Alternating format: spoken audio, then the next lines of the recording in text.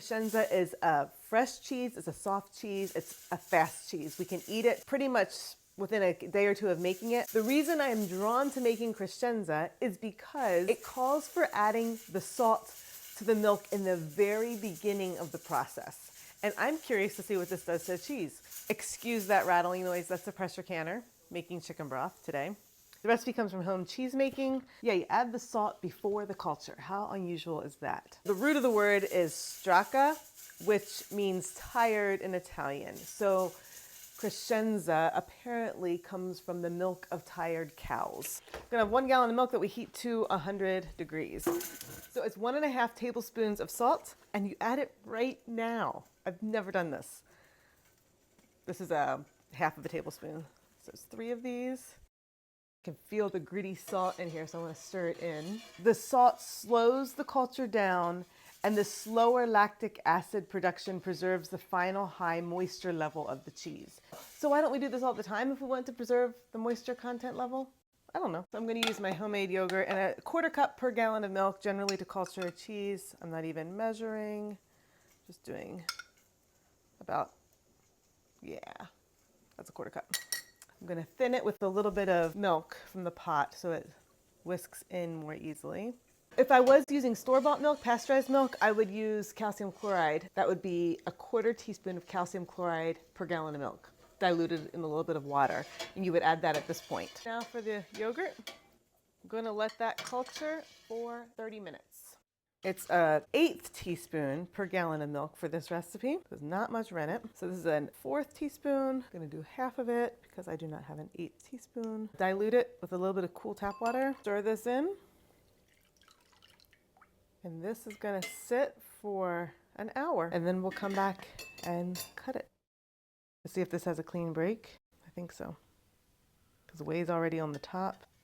And there it is. Cut these into columns about 2 to 3 inches wide, and then just let this sit for another 30 minutes, and we'll be back. They say there should be a lot of clear whey, which there is. So now I'm going to cut this curd. It's still supposed to be big chunks, like a 1/2 inch to inch big, and I'm not supposed to disturb it that much because you want the moisture to stay in the curd. And then over the course of the next 15 minutes, I am going to stir them every 5 minutes very gently. So the first quick stir, just gently gonna give it a turn.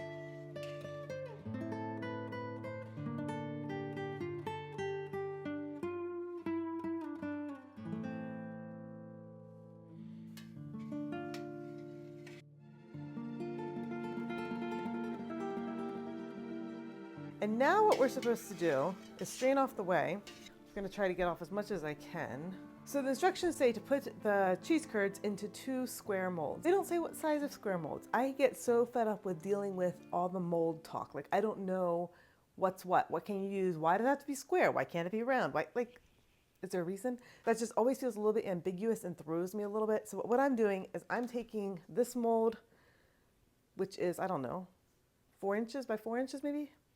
And this one, which is about 3 by 3. I'm just guessing. And I think these are ricotta molds or feta molds. I don't even know what they are.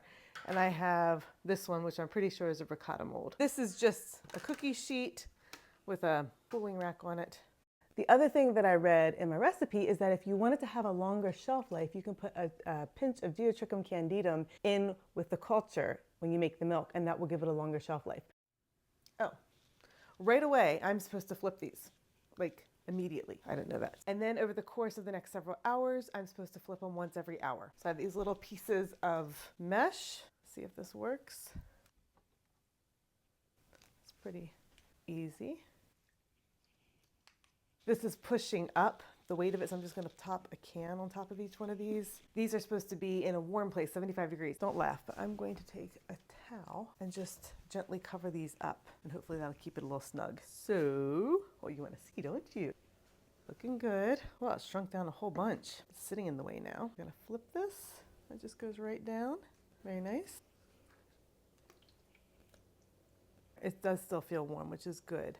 I'm gonna move this to the stove because I just finished baking bread over there and that area is warm. Keep that all snugly and try not to set the towel on fire as I cook the supper.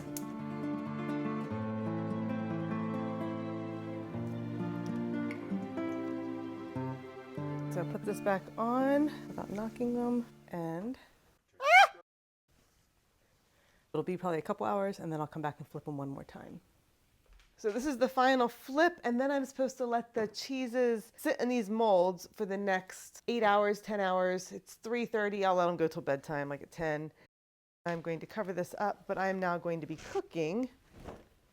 So I don't want this to be here anymore. I'm going to set it over on the table, but it'll be wrapped up, and who cares if this towel gets all covered with whey. I'll be back at bedtime, and I'll show you what the next step is. This is all wet with whey, soaked it up. Sorry, evening light time is kind of wacky, but look at this. They said it should taste like a firm pudding, so I guess that's what it feels like.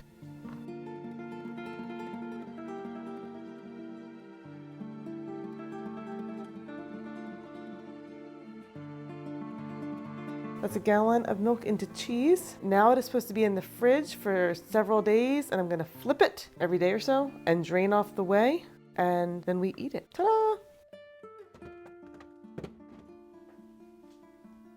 You're supposed to wipe out any moisture. I'm not gonna wipe out the moisture. I'm just going to put them in a new box. They're getting, oh, look, yeah, there's a lot of whey. And these are supposed to be soft and squidgy. They look like they're doing their soft and squidgy thing. Actually, maybe I should wipe off the mat. Oh, it's kind of tearing there a little bit. It softens as it sits in here, and it's supposed to be ready in about 3 days. Ooh, did you see that? Sliminess? That's weird. Put it in there. It smells like nothing. It's totally fresh and clear. But there we go. Got the moisture out, and now I'll set it back in and do this again tomorrow.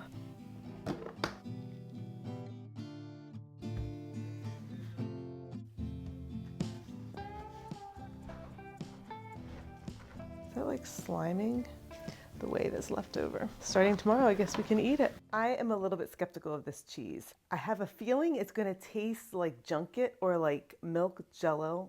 There's gonna be no flavor. It's gonna have this watery, boingy flavor. It's not gonna be like a good creamy paste. I think it's gonna be kind of gross. That's my theory. There's more liquid in the bottom. It just smells way too neutral, like boring. Okay, so see it's sploogey, and this feels kind of tough and it splits a little bit. It's like almost like bubbly here. See, I can like pinch it, but it really is getting flatter as it goes. There's the juices. It's less than it was last time. Well, it's sliced smoothly enough. Huh. Hang on. Let me continue to ponder. I don't know what to say. This is weird. This is so weird. What is this? What the heck? The inside right here is like shiny.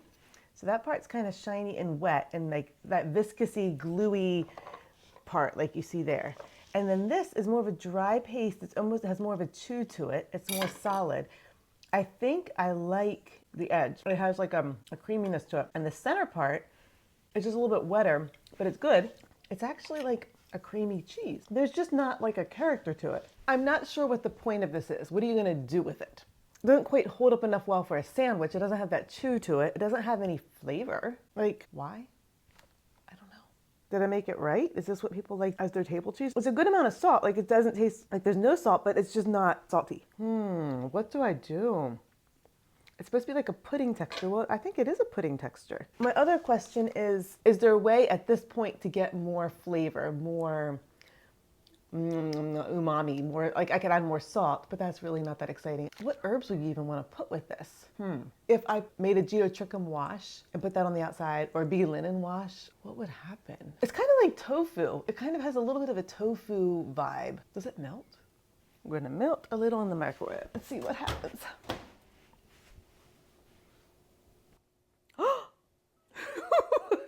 If I added salt to this and then stirred it around, it almost feels like the inside of, what's the cheese called? Burrata. This is like the creamy part, the thing you wrap in mozzarella.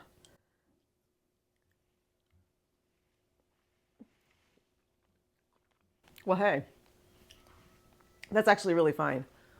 Adding more salt to it, stirring it up. Okay, I can see putting this on a pizza now.